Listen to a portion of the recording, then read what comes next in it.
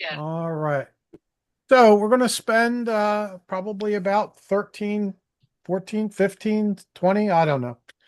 Bunch of weeks in what's known as the intertestamental period. Now, as you think about this, what do you know about the intertestamental period? Or it could be called this, other names for it is the Second Temple period, the silent years. It's known by a bunch of different names, but um, do we know anything about it? I don't. Okay. It was I sort of don't. the rise of the Roman Empire. Okay. The rise of the Roman Empire. It was about 400 years between the last books of the Old Testament and the Gospels.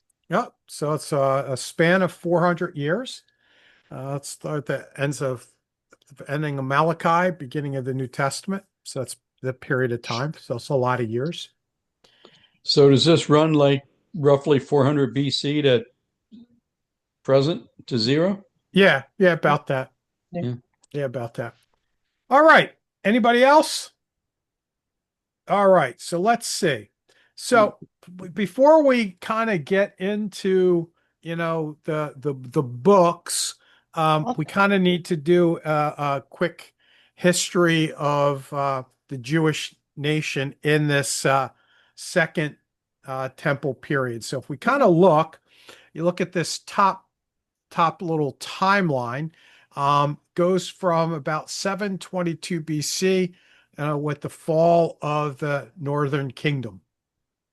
And then shortly after that, we have the fall of the Southern Kingdom. And what do you kind of notice as we kind of go across from left to right on this arrow here?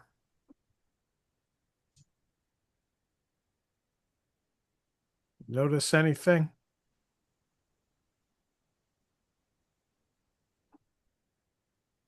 Well, if you look underneath of the arrow there, it says Babylon, Persia, Yeah. Greece, Greece, Egypt. Ptolemies, Syria, or the Seleucids, Maccabees, Yeah. and Rome.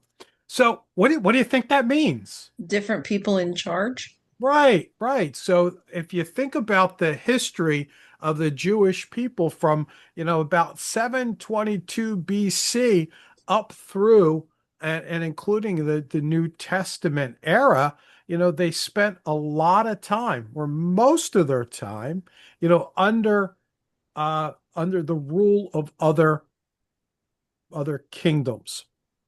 Okay. And so, as part of that, you think about if you're being ruled by different groups, it's going to be a very kind of turbulent time, socially, economically, politically, and even religiously.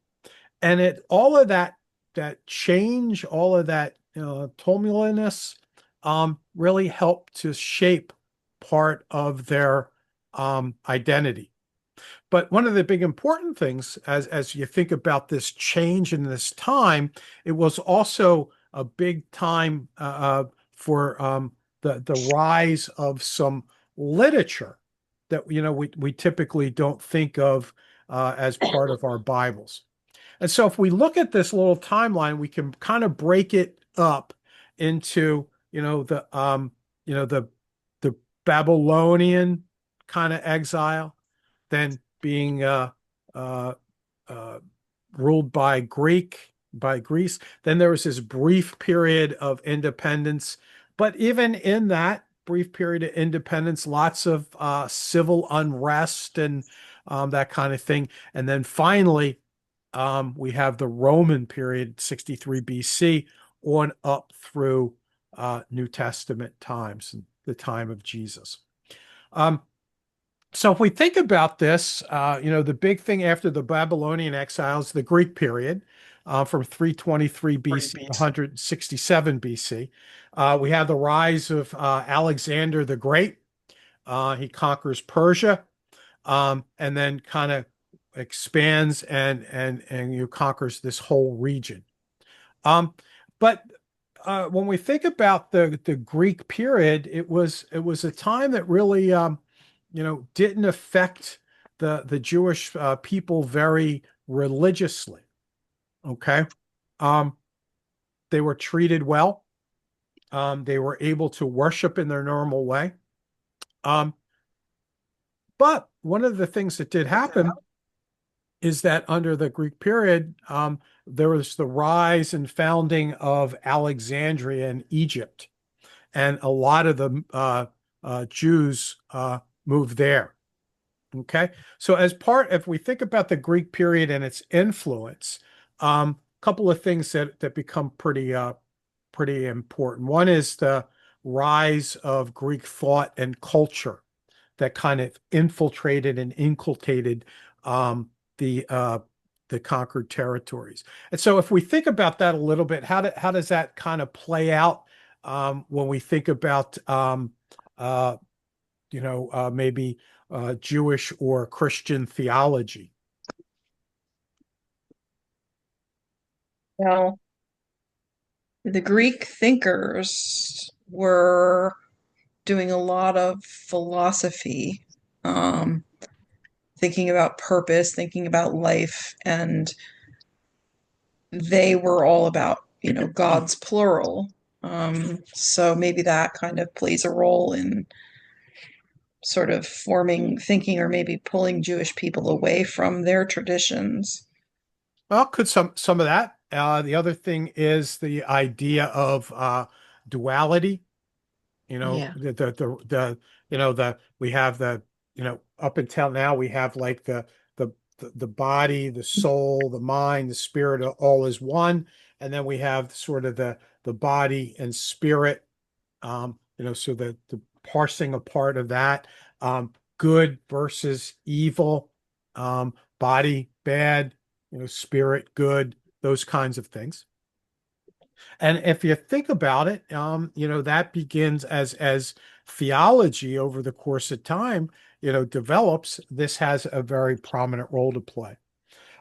Founded Greek cities throughout his empire, and then the rise of the Greek language. And so in the Greek territories, it became the universal language. So if it becomes the universal language, what part does that have to play if you're maybe a Jewish person? You need to learn it. Okay, you need to learn it. Might It have a makes, Go ahead. I was going to say it if it rises in importance, then the Jewish language diminishes in importance, or Mhm. the Aramaic language or Hebrew or Yeah. whatever it is. So, yep. So Hebrew is going to kind of take a step down, and so a lot of what's going to happen, as we'll see, is that the Hebrew Bible becomes translated into Greek, um, which is could be a good thing. But they're the major things that happen with the Greek period. All right. And so after we have the death of Alexander the Great, there was a period of chaos.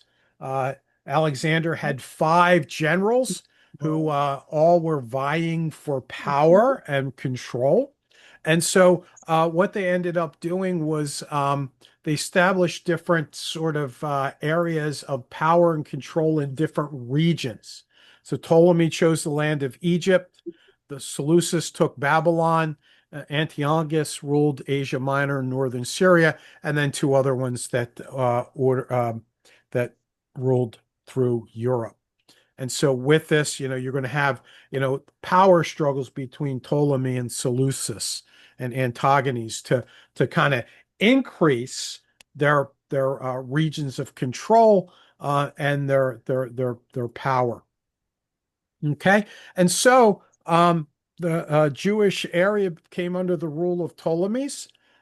They actually, during that time, had a lot of autonomy.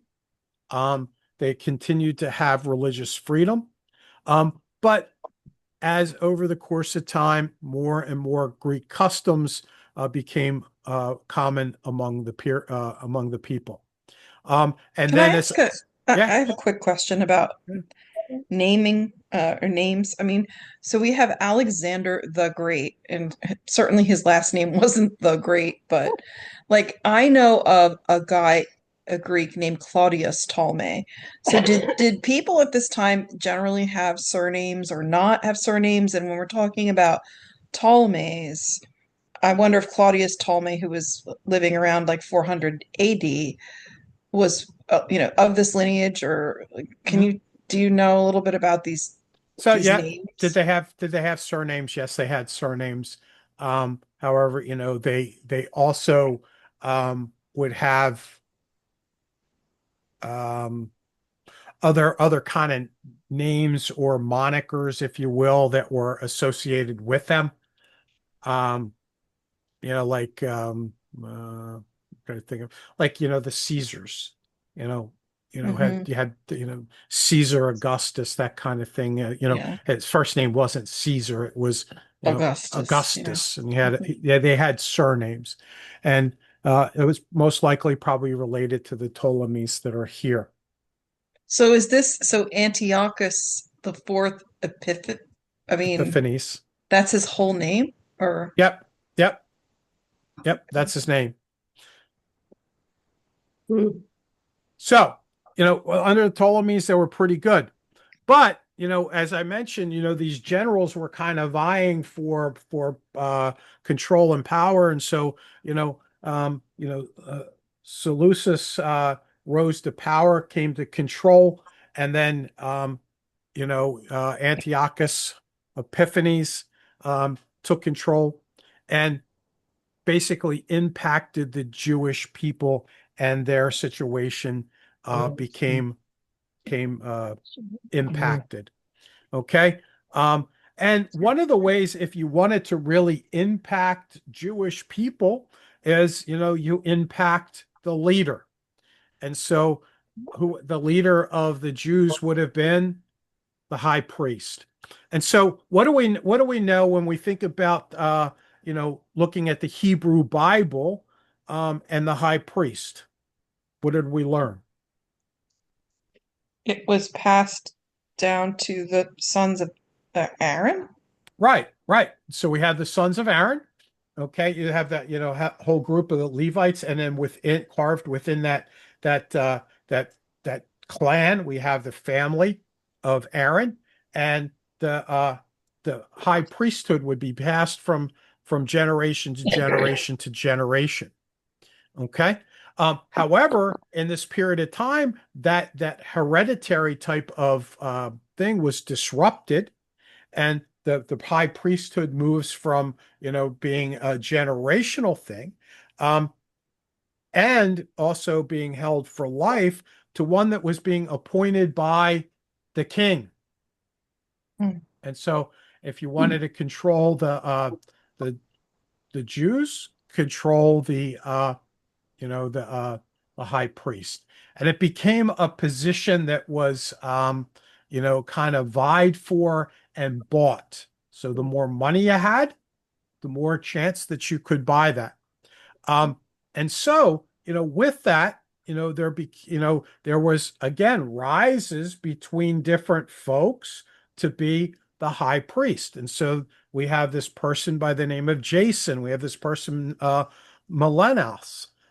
Both were trying to vie for it and trying to revolt and conquer one another in order to be high priest. And if you want to be high priest, and it's going to cost you some money, what else does it cost you?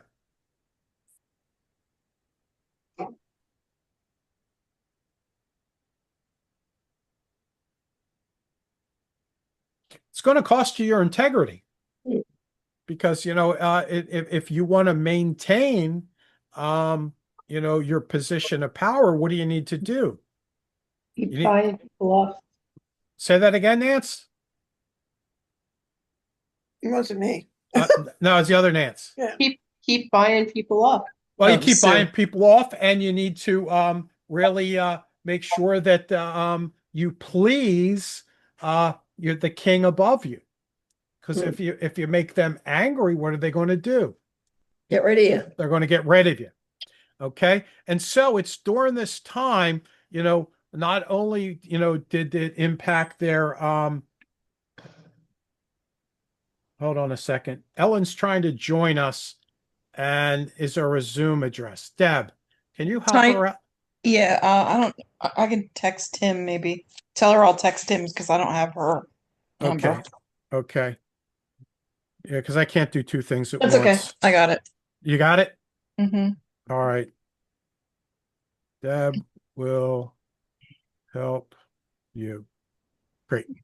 All right. Tim, So power struggles, so you're as the high priest, you're paying for your place, but then you also have to keep the king very happy. Because if not, um, you're going to get kicked out. And so it's during this time, not only was there changes in their religious practices, they were also now becoming they're being persecuted.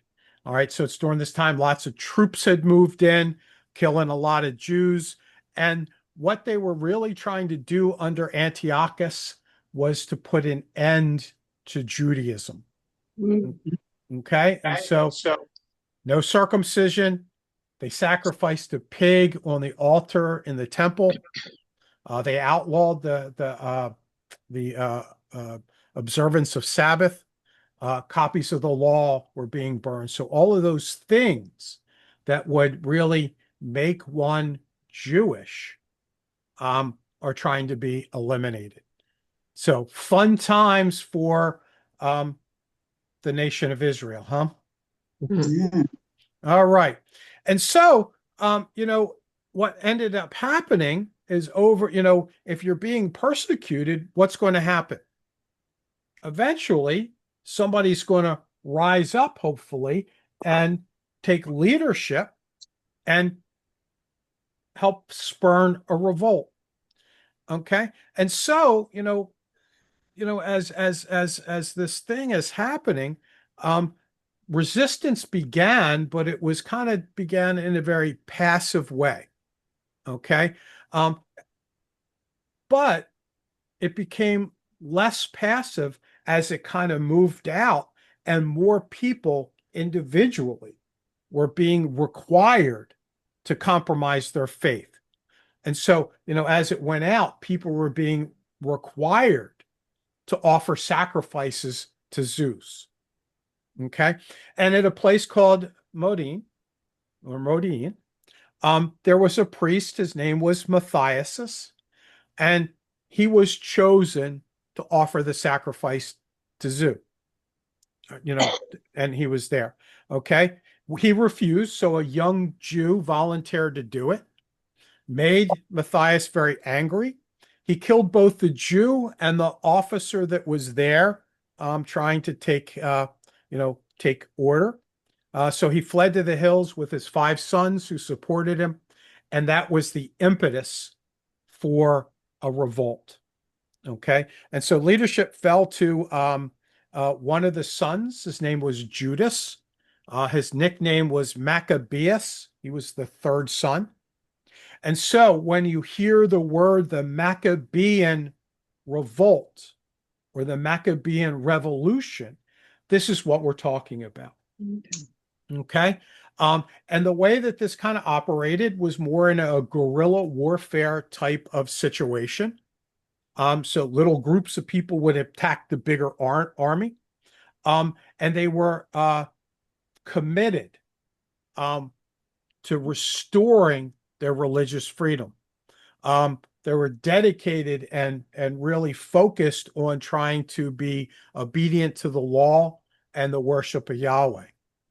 And there's some thought that this particular group might have been, the forebearers of the Pharisaic movement that we hear in the Bible.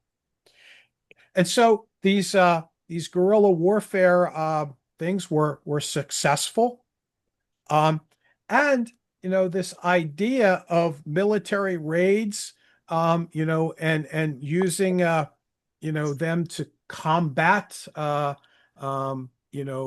those that were rising up, also is thought to have an influence on this idea of the Messiah having a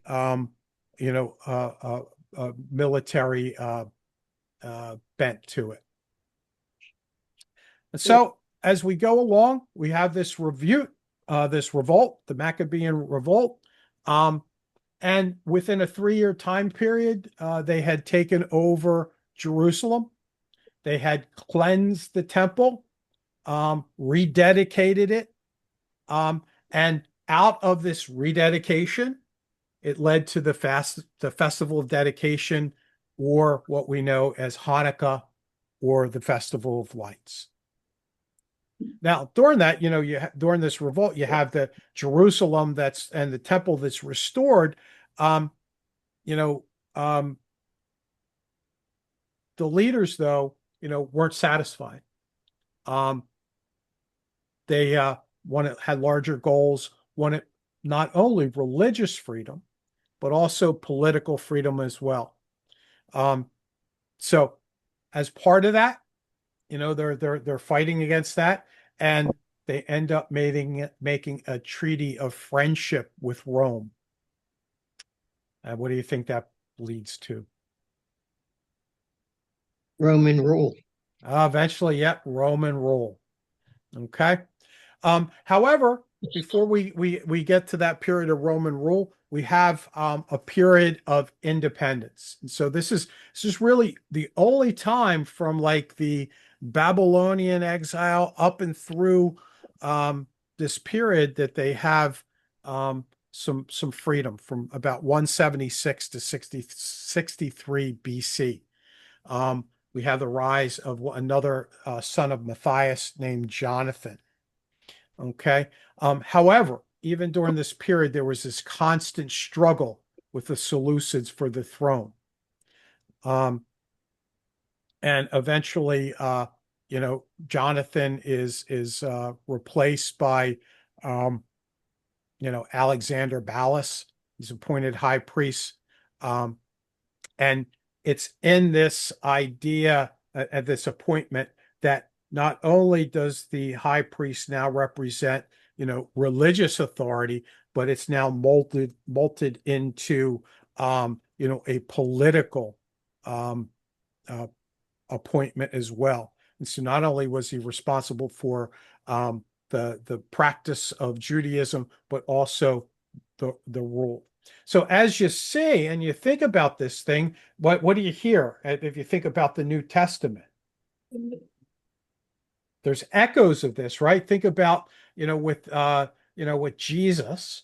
You think about, the Passion Week, and he comes before Herod and Pilate and those kinds of things, and we have that high priest that's involved. And you say, well, why is the high priest involved? Well, it comes out of this because, not only are they responsible for religious practice, but also for civil rule as well. Okay. We good? Yeah. All right. We all there? Oh, it went too far. And then we come to the period of Roman rule, 63 through 70. And that's when, Jerusalem was, was sacked. And so we have the last rising son of Matthias that comes to rule. And he rules until he's murdered. Was able to secure freedom from taxation for the Jews. They had achieved some political freedom. And, with his rise, he was acclaimed by the people as a leader and high priest forever. And the priesthood made hereditary with him and his descendants. And it starts this period known as the Hasmonean dynasty. Okay. So this Hasmonean dynasty was a time where, they had some independence, some rule. They had some expanded territory, and the temple of the Samaritans at Mount Gerizim was also destroyed during this period of time. Okay, and so if we look at this, this is kind of the family tree of Mattathias, and the five sons, and then John Hyrcanus. And as you go down here, what do you see? Who do you see? Well, Herod ends up at the end. Yeah. So, when we think about Herod and we think about Herod in the New Testament, you wonder, okay, where did Herod come from? Okay. So Herod comes out of this Hasmonean dynasty. He was not a Hasmonean. He was married to Miriam. But the rise of that, the Herod comes, Herod the Great, and then his sons that we hear about, in the time of Jesus, comes out of this. Hmm. And so if we look at Herod, we have Herod the Great. That's the one on the timeline. And then he has some sons, and we have Herod Archelaus, Herod Antipas, Herod Philip I, and Herod Philip II, and then Herod Agrippa. And so, when we think about, the New Testament, and you think in the time of Jesus when he was an infant who was there's Ellen. No, hang Hey, on, Jesse. Jesse, let Ellen in. I am. Oh, okay, he's letting you in. Okay, We good? okay, bye. We good? Ellen, you there? What did you just do? You're not muted. All right, we'll hope she's there. I see Ellen.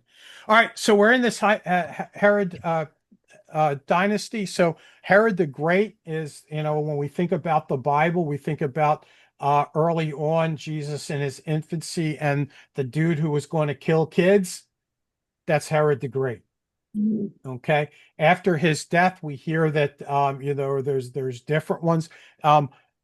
Herod was King Herod, and once his sons were there, one son did not become king of the region. They broke it up into regions, and they served kind of regionally. Okay. If we think about, okay, which Herod was the one that beheaded John the Baptist, we hear about that. That's Antipas. Okay. Archelaus had Jerusalem and that area. Okay. So that comes out of this, Hasmonean period. All right. So that's some of the history. So what do you think? If you're thinking about this intertestamental time, you're thinking about different groups of people rising up and taking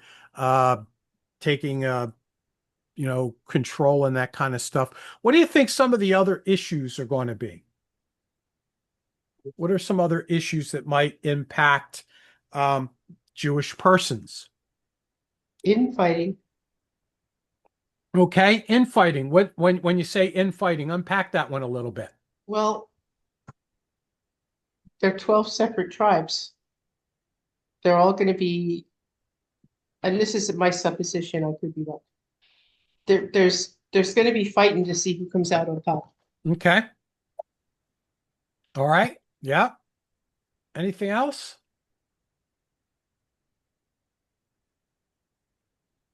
Well, one of the big things that happens is, if you suddenly are being overrun and, people are going to exile you and take you away and take your stuff, what do you want to do? Leave. Leave. You want to run away. And so, because of all of these different, exiles or people taking over, this was a big time for Judaism to disperse. Okay, disperse. They went to Babylon. You're looking at the map. Some people went down into Egypt. You kind of went, to Italy, up into those northern regions. Okay. And so if we kind of look at it, this period of time would cause a big dispersion of people, or the Jewish diaspora. And so if we have large amounts of people kind of moving out and spreading out, um, what kind of things, how does that impact? How do you think? So if you think about the Jewish religion and how it in the Hebrew Bible, how it's been, kind of organized, how it's been practiced, what problem do you see with the diaspora? They're all going to have maybe different ideas, different ways of worshiping, accepting some things and not, maybe taking on some other religious things from the other people that were reigning, from where they Okay. came from. All right. So the influence of other religious influences, so we can have syncretism, maybe. What else? What is the hallmark of the Jewish expression of Jewish religion? Sacrifice. Right, the temple. The temple. Okay. And so what happens if you're a Jew and you're all the way over there in Colonia Agrippinicis, all the way up in the north there?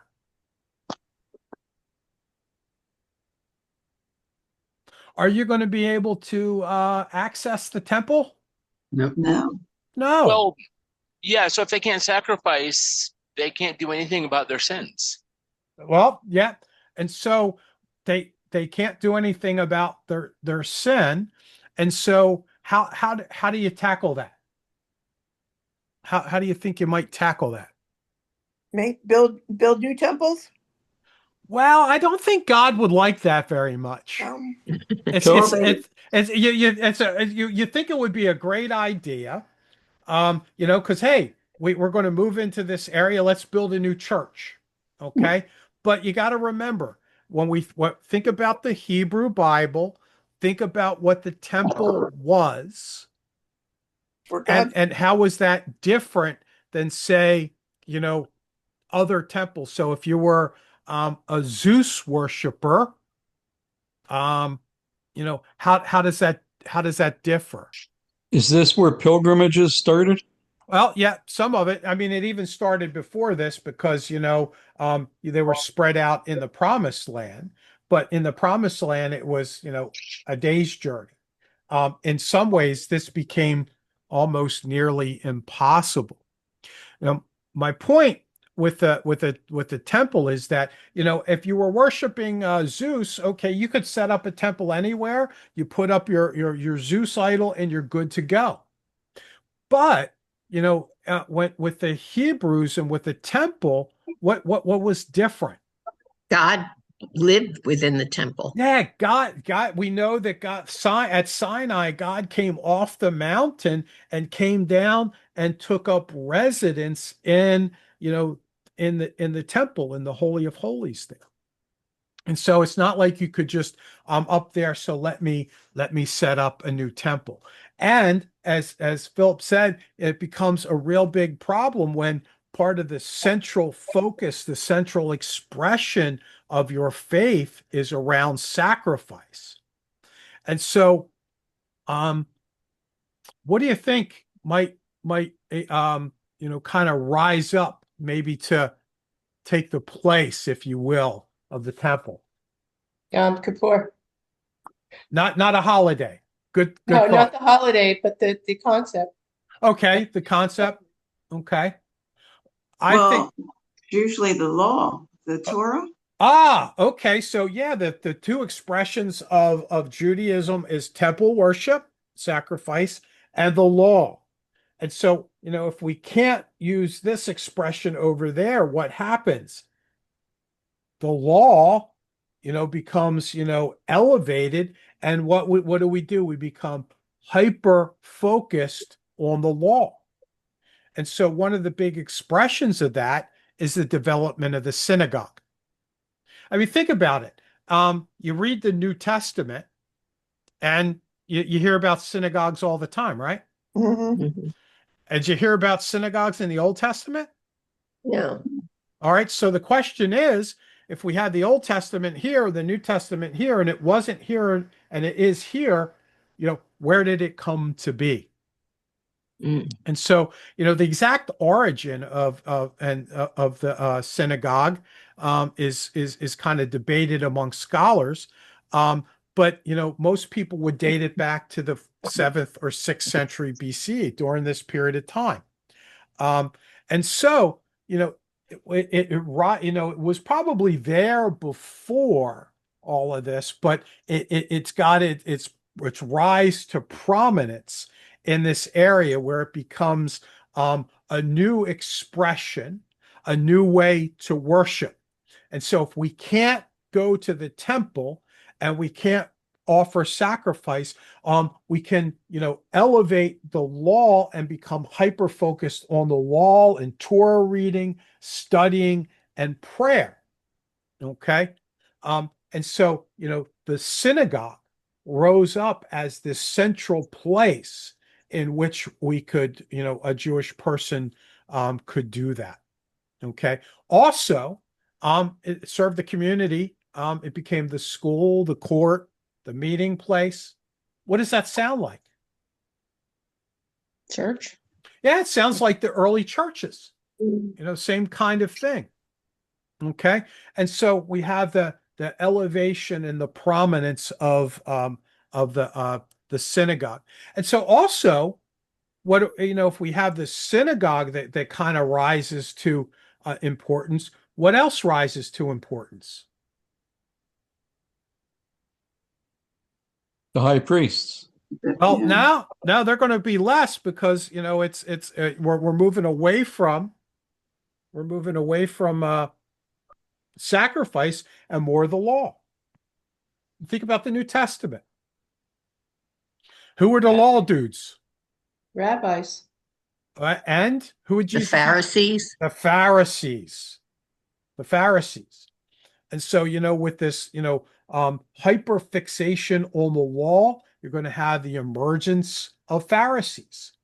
And so, and it makes good sense. If these folks are hyper focused on the law, more so the law than the temple, you're going to have conflicts, with different groups, So you have the Sadducees, which are, very temple oriented.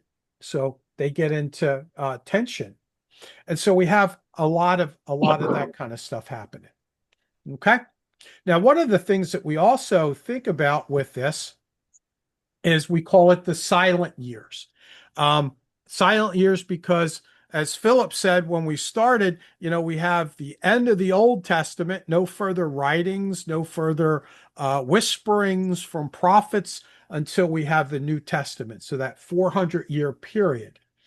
So as I mentioned already, this period is known as the 400 silent years, the intertestamental period, Second Temple period, also known as the deuterocanonical period. Okay. And so 400 years, but if we really look at this, 400 silent years is a misnomer because actually during this period of time, there was a lot of production of literature. And a lot of the reproduction of this literature is kind of looking back at the stuff in the past and kind of rethinking about it, representing it in their time now. So what we're going to do is the Bible Project has a really great video on the emergence of the literature this time. So we're going to look at that real quick. The Deuterocanon. Everybody hear that okay? Yes. Yep. Okay, Also great. known as the Apocrypha. If you go to a bookstore and compare different Christian Bibles, whether it's Catholic, Orthodox, or Protestant, you'll find that they're mostly the same, sharing 39 books of the Old Testament and 27 in the New. But you'll find that Catholic Bibles have some additional books, as do Orthodox Bibles that have even a few more. These are called the Deuterocanon by Catholics and the Apocrypha by Protestants. So, how do these differences come about?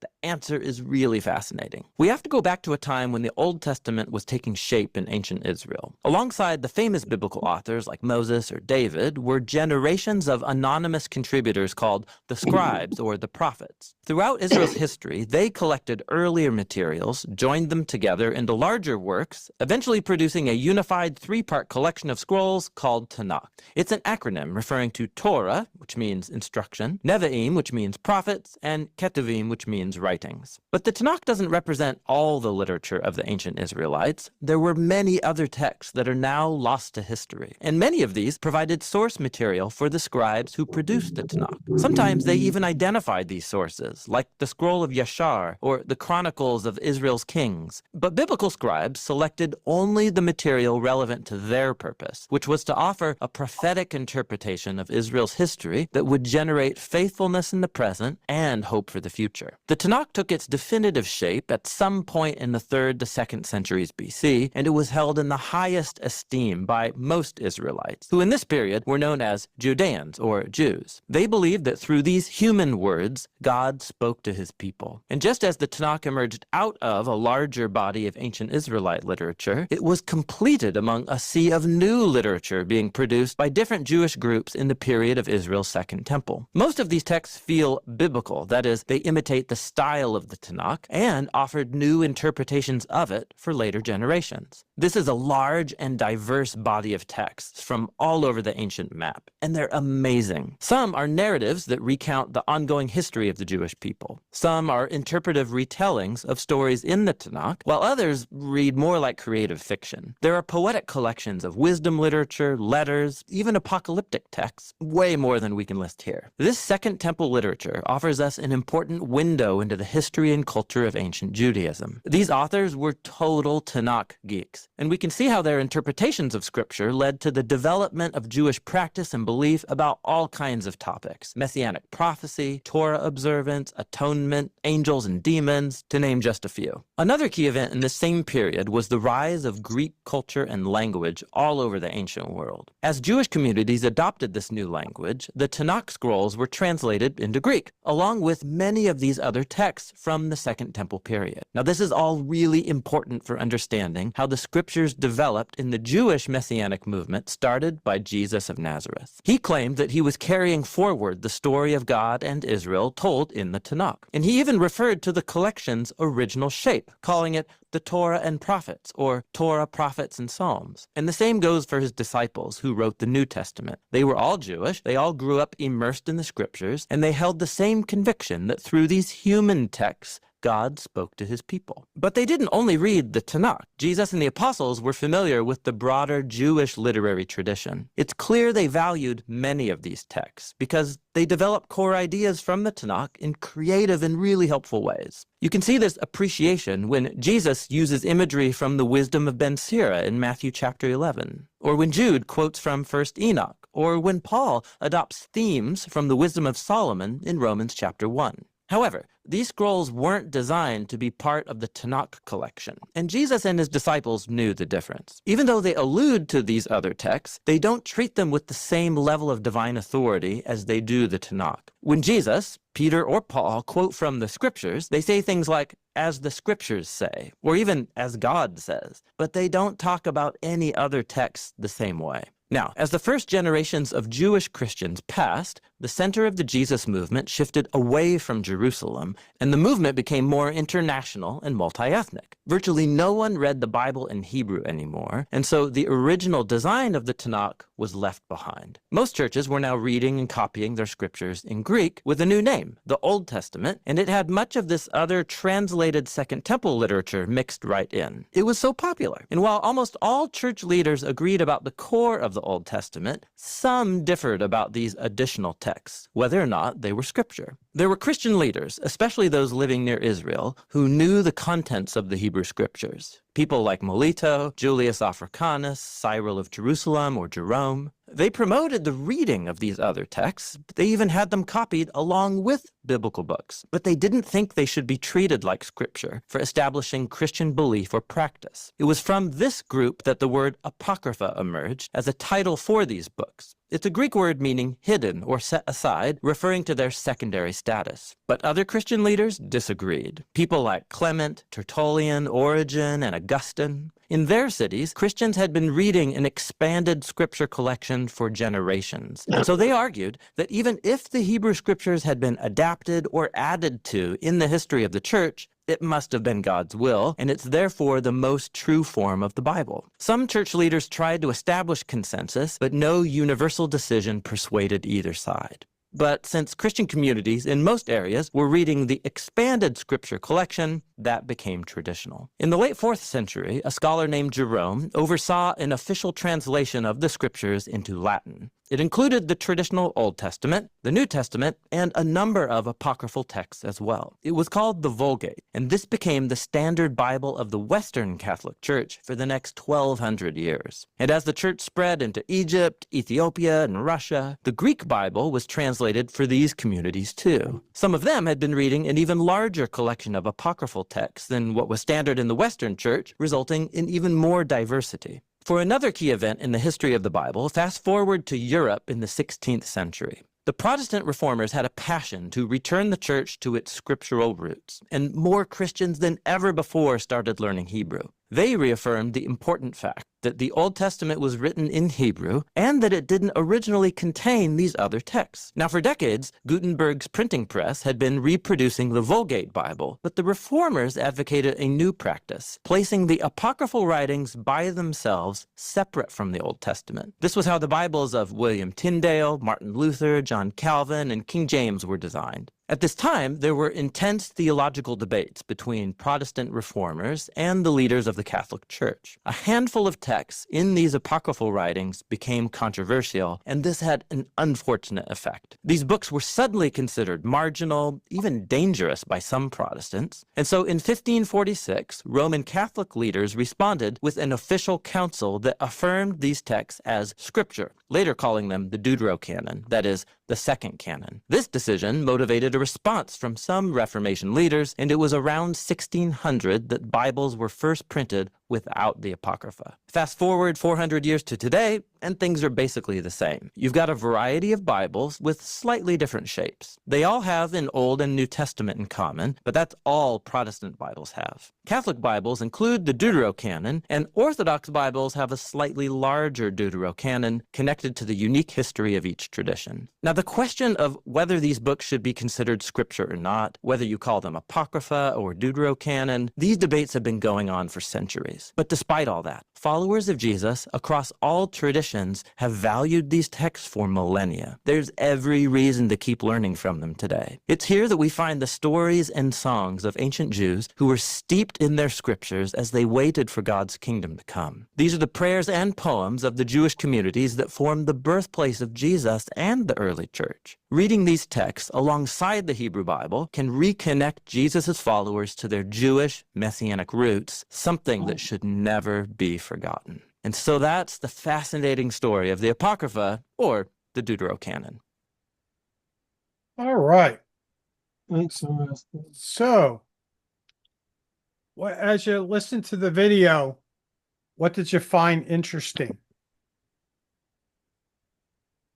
Or did you find nothing interesting? No, it was really interesting, especially given the kind of stuff I've been thinking about over the weekend. Oh my gosh, this cat. About, sorry, she doesn't like it when I'm talking, I guess. The origin of the Methodist faith coming from the church, out of the Church of England. So my question is, with all that was going on here, they were just talking about the Protestant Reformation being responsible for changing from the Vulgate Bible back to or removing the Apocrypha. So there were a lot of things that came really fast in that video. So I did not catch, I heard him naming like Martin Luther, Yeah. John Calvin, but what about Church of England? Did they where were they on He this? said King James in there. So. King Yeah. James? Yeah, Okay. that was so when you think about the Reformation and stuff like that, the King James Bible kind of was there over the side. Just as an aside, if you thought the video was a little quick, it's on the Bible Project website. It's called BibleProject.com. It's a wonderful place. I love it. I listen to their podcast every Monday morning. But they have lots of videos about lots of different things. In fact, through this entire series, almost every single week, we're going to hear their introduction and overview because they do a real good job. But if you want to go back and listen to it again, have at it. It's there. I mean, it's all free. But the whole idea here was, as you kind of look at the evolution of scripture, we have, the Hebrew Bible. Okay. And then what happens to the Hebrew Bible? The Hebrew Bible becomes translated into Greek, and that's called the Septuagint. So you have the Greek Bible, and then you have the New Testament writings, and they're combined. And when we have the Septuagint, okay, it has these other writings in them. Okay. And so you have the Bible, and then we have the Bible that's then translated into Latin. That's the Vulgate. Okay. And that becomes the standard Bible for many, many, many, many, many years until the time of the reformers, Luther and Calvin, because what's one of the major things about the Reformation? Predestination. No. Well, that was Calvin specifically, right? Yeah, that was different theologies. That was Calvin's theology of Reformed theology. So sola scriptura. Oh, sola fide Yeah. versus And so it's about the Bible. It's about faith. Okay. So when they're looking at the Bible, and it becomes, okay, what Bible are we talking about? And so this is where they began, okay, that those extra books that are there, okay, we're going to take them and move them out of the canon. And then eventually, as these new Bibles, Tyndale, the King James, and all that, they're actually removed from the Bible. Well, and when I Tyndale say was, sorry, go ahead. that's okay, they just become removed from, and I'm talking about the Protestant Bible here, as opposed to the Roman Catholic or the Orthodox Bible. But why did they want them removed? Why did they keep them like the other ones did?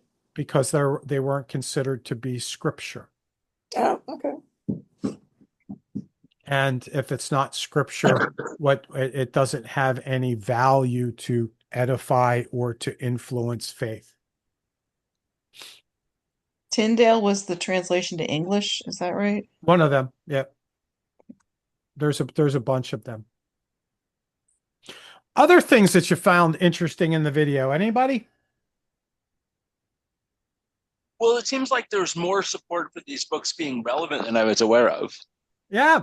Well, yeah, and it's interesting. What did you hear about Jesus and Paul? They Well, they quoted them. them. Yeah, so it was, we think about, Jesus and Paul as big Hebrew Bible people, which they were.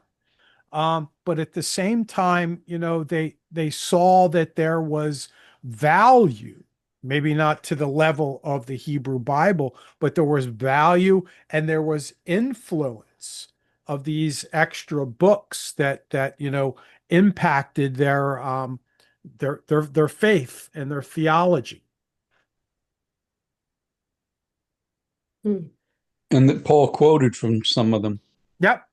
And some of the stuff that Jesus talks about is traced back to some of these different books.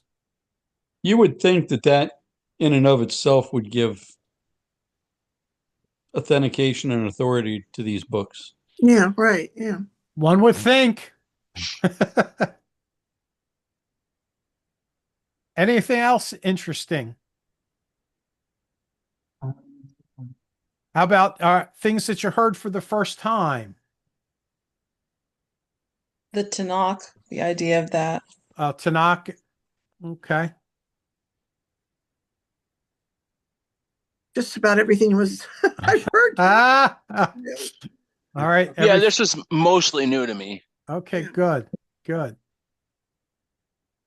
I mean, they just don't emphasize the Apocrypha at most Protestant churches. Nope.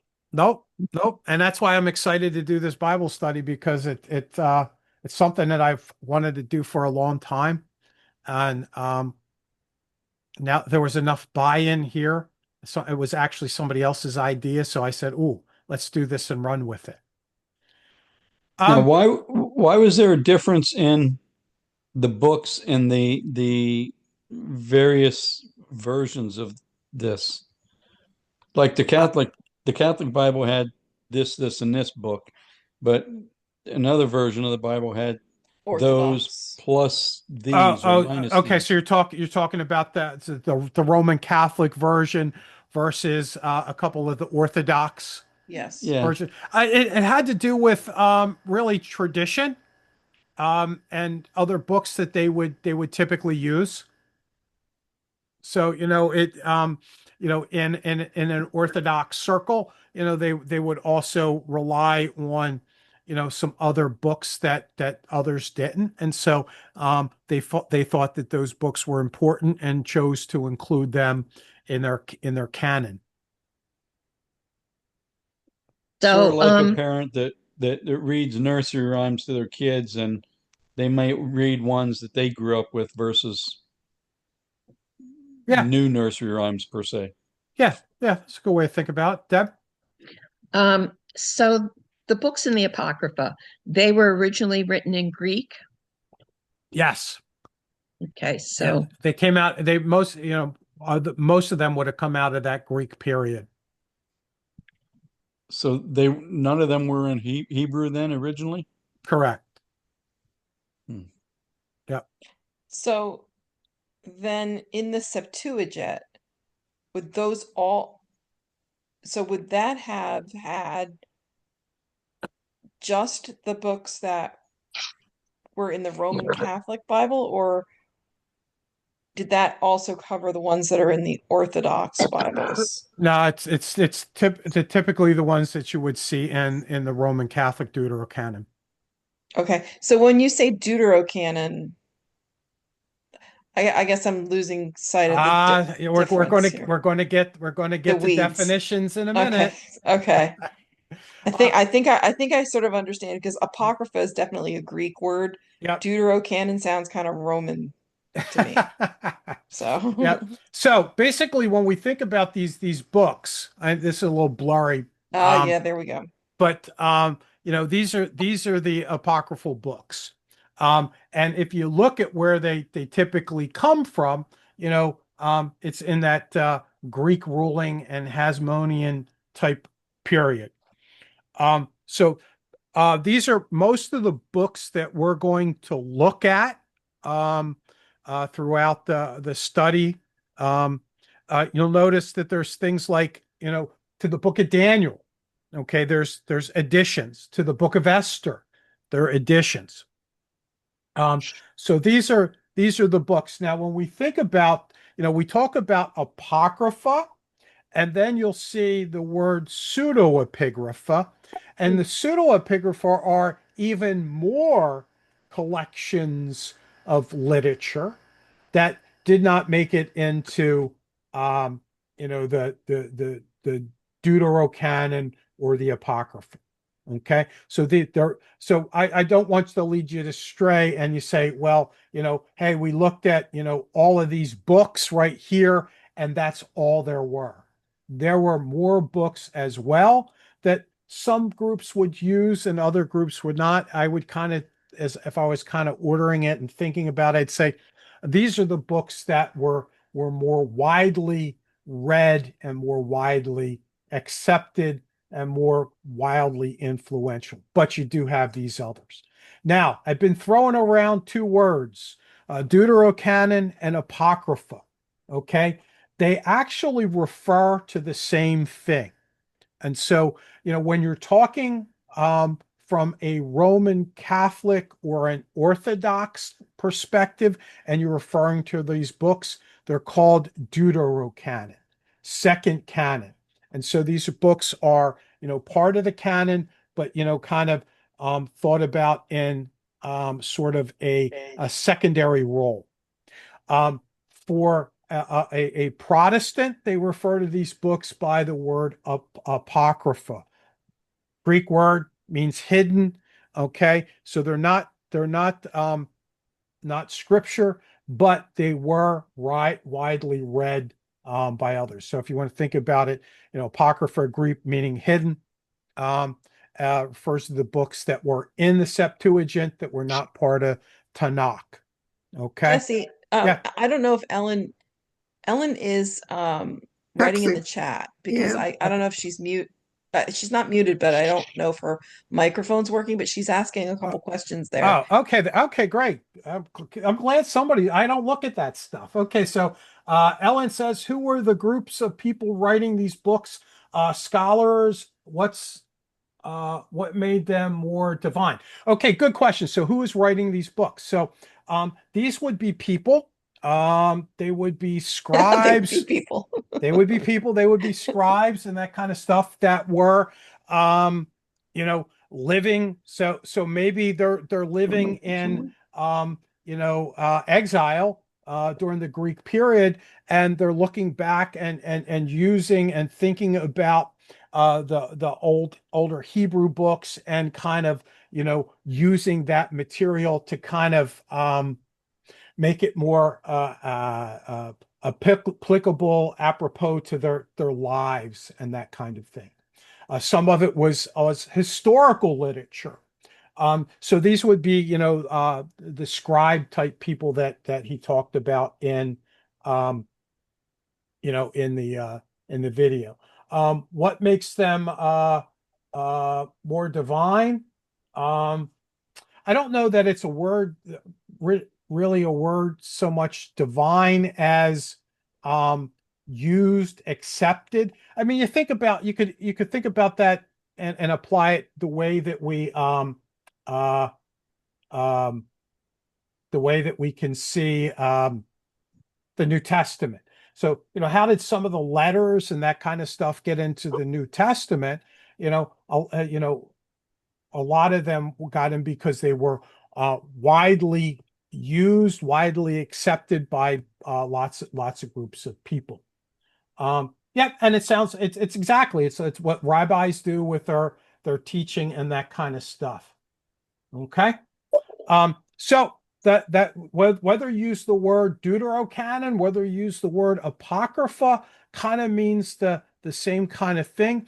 But it's actually a lot in this literature where we begin to see meditations and questions about afterlife, about